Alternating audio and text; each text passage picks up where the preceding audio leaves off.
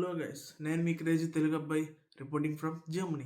ఇలా వచ్చాడ్రా. కొంతమంది కొన్ని క్రేజీ క్వశ్చన్స్ అడిగారు. అసలు ఓకే అడిగితే మనం ఇవాళ మన రేంజ్ లో క్రేజీ ఆన్సర్స్ ఇచ్చేద్దాం. ఓకే ఫస్ట్ క్వశ్చన్ ఏంటంటే, బ్రో స్విట్జర్లాండ్ లో ఏ యూనివర్సిటీ? స్విట్జర్లాండా?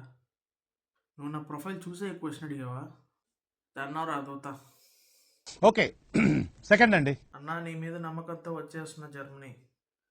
నా మీద నమ్మకం ఉంటే రారు కదా. అలకా తప్పించోడా. బ్రో, నేను బీటెక్లో కంప్యూటర్ సైన్స్ చదివాను. జర్మనీ రావాలనుకుంటున్నాను. Any tips? ఒకటే టిప్ ఇస్తా బ్రో, స్టాప్ ప్లానింగ్. నీచులు ఎప్పుడు నీచంగానే మాట్లాడతారు రావు గారు, మీకు తెలియదే ఉంది, మీరు కానీ sir. Bro, Valentine's day special ఏంటి? ఏం లేదు బ్రో, పొద్దున్నే లేస్తాం. పొద్దున్నే లేచి వాట్సాప్ మెసేజ్లు, లవ్ యూ మెసేజెస్ ఇలాంటివి.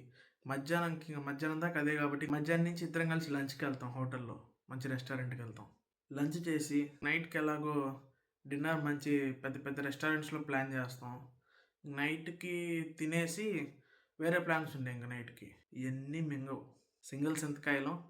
పొద్దున్నుంచి పార్ట్ టైం షిఫ్ట్లు కొట్టామా, వచ్చి పడుకున్నామా, అంతే. चीटिंग करता है तू,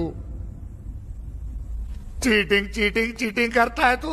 బ్రో, జర్మనీలో మామిడి చెట్లకి మామిడికాయలు కాస్తాయా, తాటికాయలు కాస్తాయి? బ్రో, ఇంత అందంగా ఎలా? మళ్ళీ ట్రోల్ చేస్తున్నారు.